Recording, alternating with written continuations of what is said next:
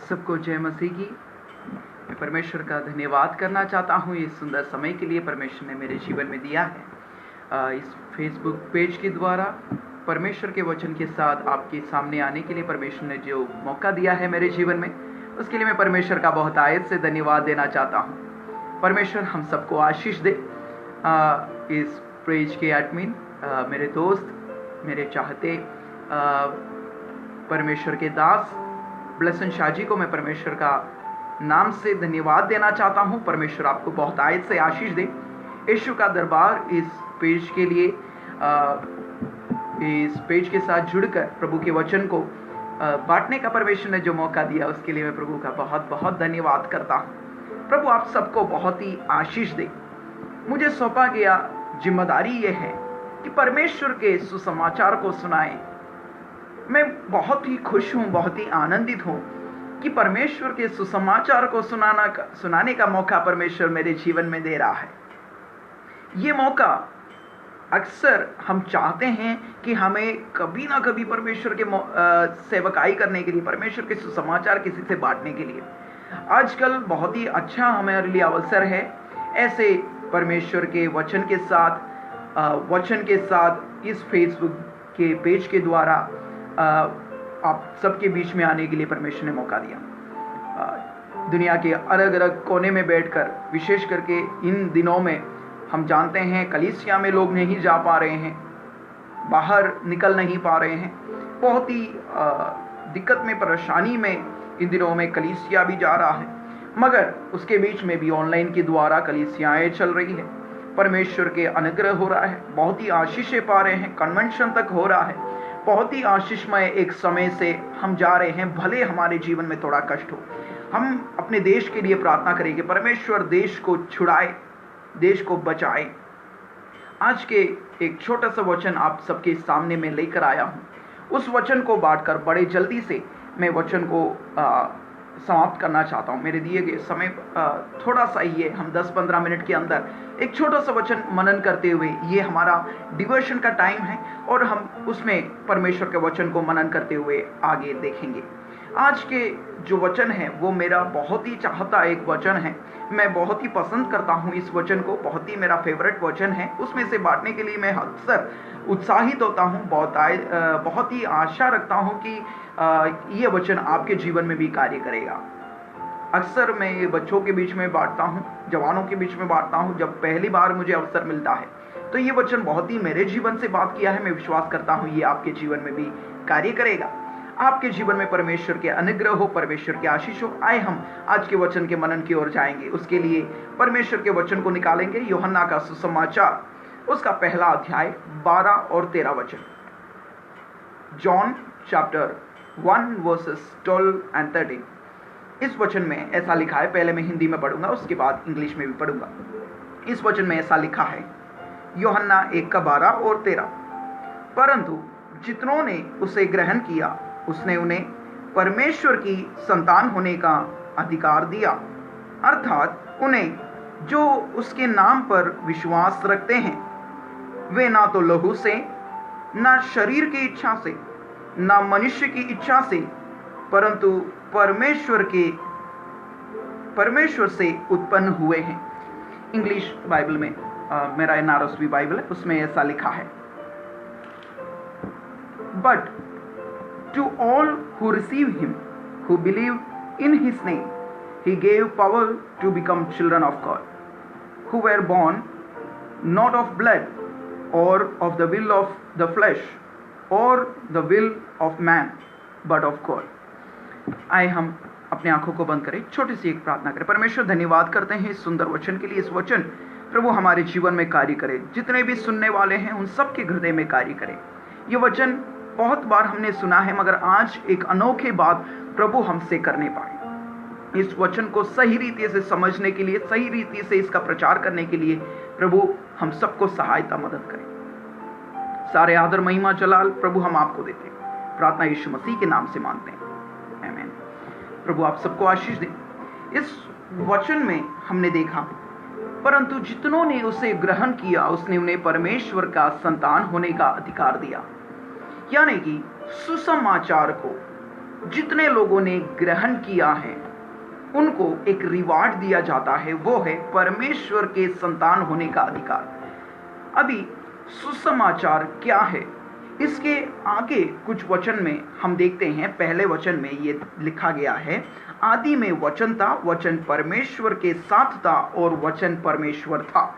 यहाँ पर हम 12 वचन में देखें, जितनों उसे ग्रहण किया उसने उन्हें परमेश्वर के संतान होने का अधिकार दिया, अर्थात जो उसके नाम पर विश्वास करते हैं, those who believe in his name। ये जो टर्म है बिलीव इन हिज नेम या उसके नाम पर विश्वास रखना, ये यूहन्ना के सुसमाचार में 3 जगहों में लिखा गया है।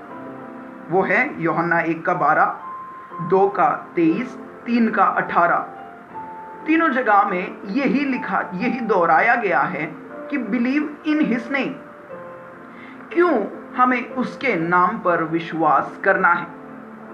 पहले ही यहां पर लिखा गया है, जो उसके नाम पर विश्वास रखते हैं, जो उसको ग्रहण करते हैं, उसको परमेश्वर अपना संतान होने का अधिकार देता है।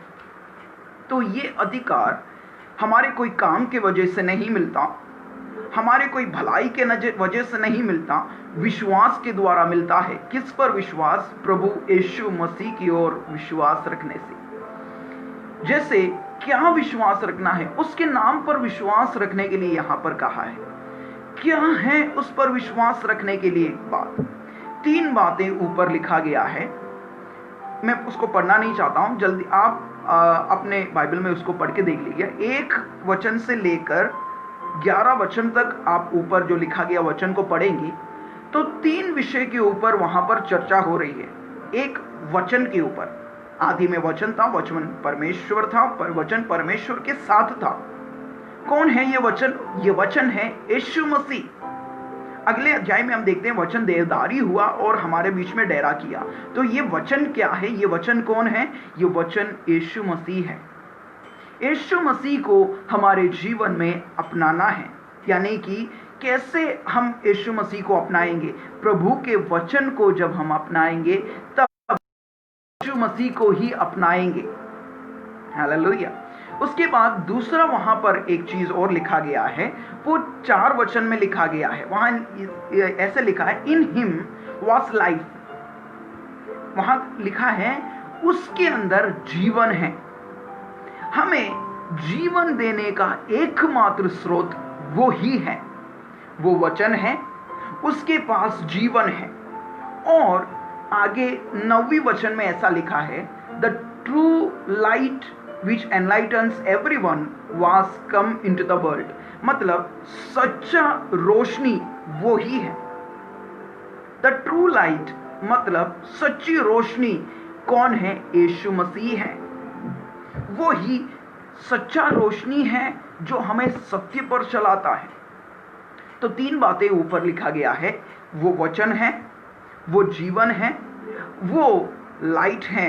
इस पृथ्वी का, इस अंधकारमय जीवन से हमें रोशनी की ओर लेकर चलने वाला है। क्या हमने इसको कहीं और सुना है? हम एक श्लोक बहुत बचपन में मैंने सीखा था। मेरा जन्म एक हिंदू परिवार में हुआ, मेरा पालन पोषण एक हिंदू परिवार में हुआ। मैं 15 साल की उम्र में यीशु मसीह को जाना बहुत ही सौभाग्य में समझता हूं।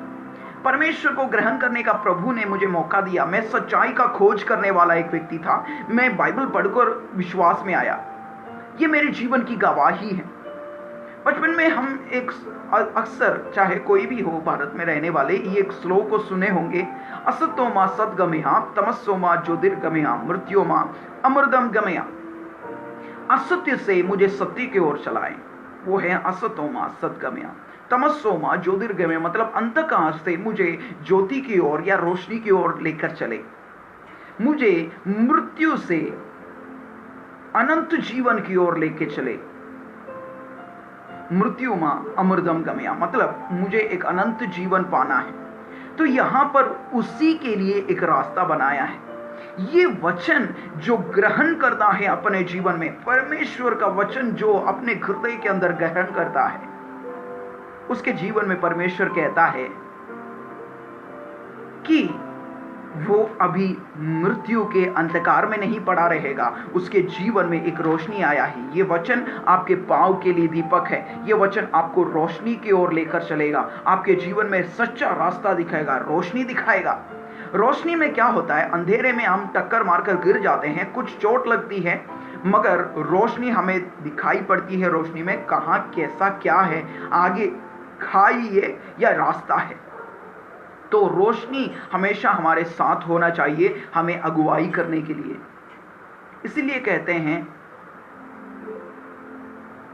तमस्सो मा ज्योतिर्गमय, मतलब मेरे अंदर अभी अंधकार भरा हुआ है, मेरे हृदय के अंदर अंधकार भरा हुआ है। कैसे अंधकार भरा हुआ है? मेरे जीवन में बुरे चाल चलन, बुरे जीवन के सोच, ये सब भरा कर उसके अंदर एक अंधकारमय हो गया है। उसको रोशनी में बदलने के लिए मुझे क्या करना है? मुझे उसको रोशनी में बदलने के लिए मेरे जीवन को प्रभु के हाथों में समर्पण करना है और उस रोशनी को अपने जीवन में लेना है। जब वचन हम अपने जीवन में लेते हैं तो हम रोशनी को अपने जीवन में लेते हैं, और उस रोशनी को पकड़ते हुए जब आप चलेंगे, एक टॉर्च लेकर आप अंधकार में चलते हैं, तो आपको वो रास्ता दिखाएगा, आपको सच्चे घर के ओर रास्ता दिखाएगा। वो यहाँ पर जब वचन को लेकर, उसके वचन के द्वारा जब हम एनलाइट होते हैं, हमारे अंदर का ज्योति जलता है, तो हमें अनंत जीवन की ओर वो लेकर चलता है। वो अनंत जीवन मसीह है। ऊपर लिखा है इन हिम वाज लाइफ। ये लाइट है जो हमारे लाइफ की ओर लेकर चलता है। ये जीवन की ओर लेके जाने वाली रोशनी है। कौन? यीशु मसीह। उसके बारे में लिखा है जितनों ने उसे ग्रहण किया। कोई लिमिटेशंस नहीं है, चाहे गोत्र क्या हो, चाहे वंश क्या हो, चाहे भाषा ही क्या हो, चाहे देश ही क्या हो, उसको मायने नहीं रखता। जितनों ने उसे ग्रहण किया, मतलब कोई भी उसको ग्रहण करे तो वो अपनाने वालों के जीवन में काम करना शुरू करता है। क्या आपके जीवन में परमेश्वर का काम होना चाहते हैं? क्या आपके जीवन में आप परमेश्वर के काम को देखना चाहते हैं?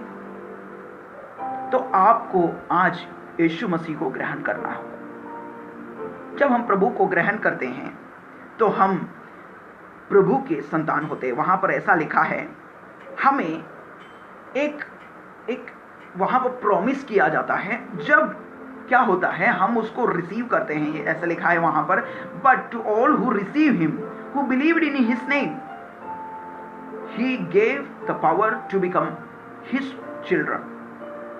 हम परमेश्वर के संतान होने के लिए बुलाए गए हैं, द चिल्ड्रन ऑफ गॉड, प्रभु के या परमेश्वर के संतान। तो प्रभु के संतान होने के लिए एक पावर दिया जा रहा है, अथॉरिटी दिया जा रहा है, आपको एक बहुत बड़ी सामर्थ्य मिल रहा है।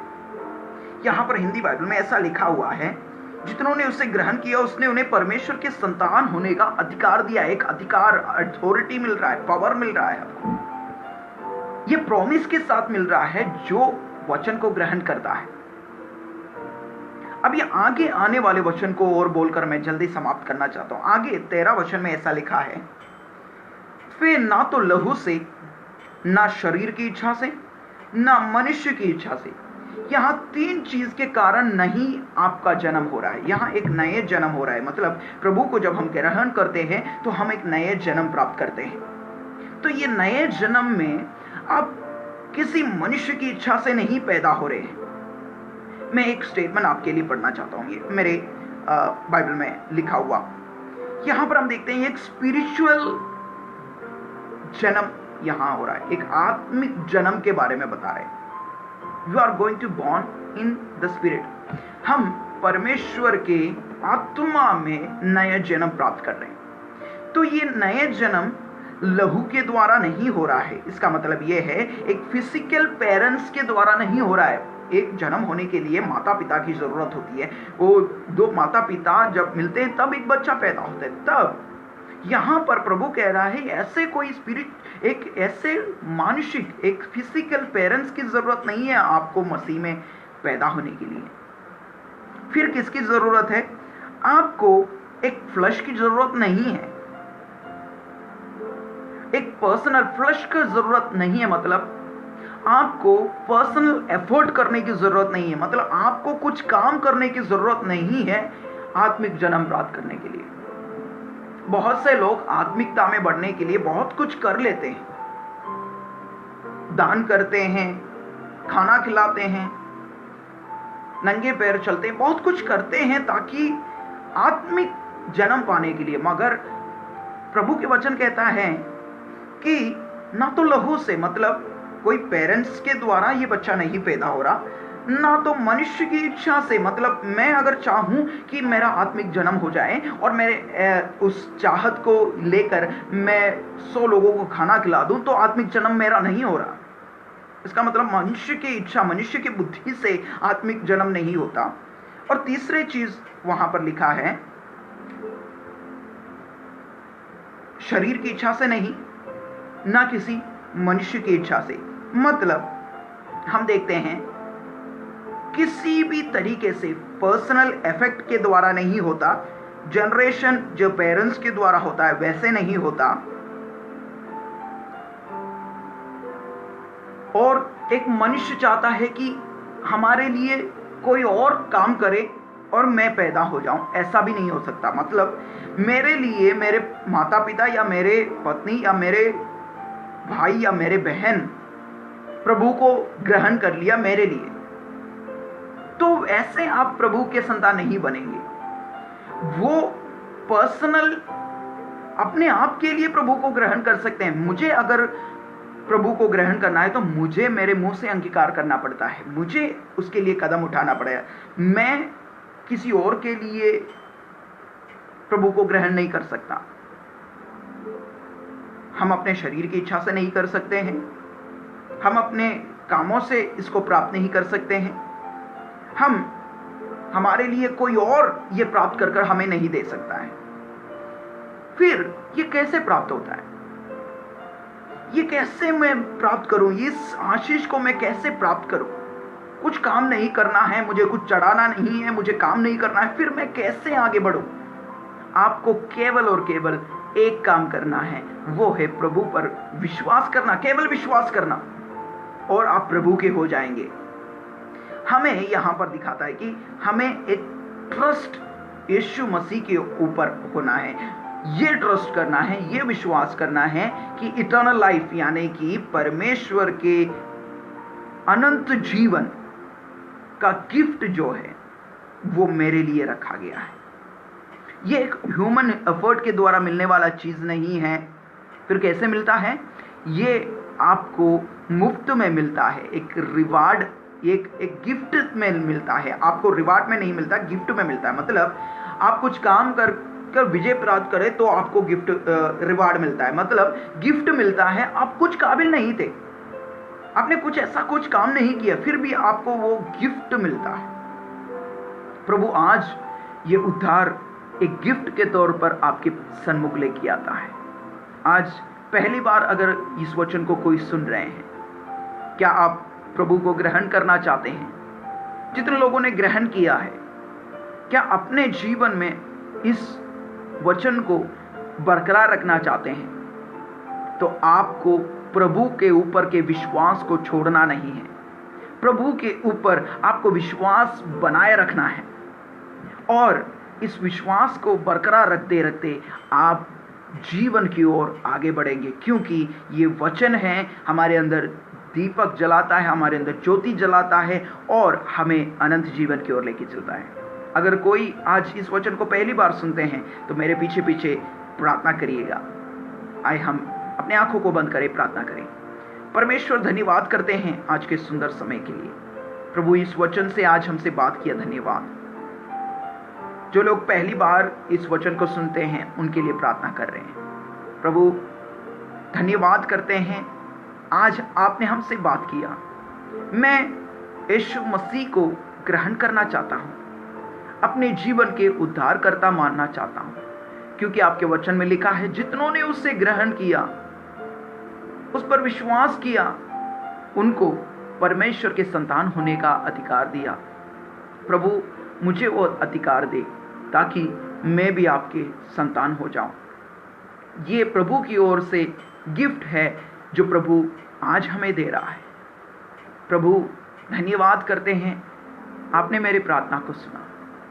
प्रभु आप मेरा उद्धार करता है, आपने काल्वरी क्रूस पर मेरे पापों के लिए मारे गए, गाड़े गए और तीसरे दिन जी उठे और आज भी जिंदा परमेश्वर है। मैं विश्वास करता हूं कि आपने जो लहू बहाया है वो मेरे पाप धुलने के लिए है, मेरे श्राप को मेरे तोड़ने के लिए है और मेरे बीमारी को मुझसे हटाने के लिए है। धन्यवाद यीशु, आपने हमारे प्रार्थना सुना। धन्यवाद यीशु, आज आपने हमसे बात किया। सुनने वाले हर एक हृदय में कार्य करे। जो लोग प्रभु को ग्रहण कर लिए हैं और ये वचन सुन रहे हैं, प्रभु से प्रार्थना करें, प्रभु जो आशीष, जो रोशनी मैंने पाया है वो कभी खोने ना पाए, अंधकार में मैं फंस ना जाऊं। प्रभु आपके वचन को हर रोज जीवन में लेकर आगे बढ़ूं। प्रार्थना सुनने के लिए धन्यवाद। यीशु मसीह के नाम से मांगते हैं, आमीन। प्रभु आप सबको आशीष दे। हम फिर से मिलेंगे प्रभु के वचन के, प्रभु के सुसमाचार को लेकर। कोई भी आपकी प्रार्थना विनतियां हैं जरूर बताइएगा, मैसेज कर लीजिएगा। प्रभु आप सबको आशीष दे। हम आपके लिए प्रार्थना करेंगे। प्रभु आप सबको बहुत आयत से आशीष दे। फिर से मिलने तक प्रभु आप सबको सुरक्षित रखे, ये मेरी दुआ है। सबको जय मसीह की।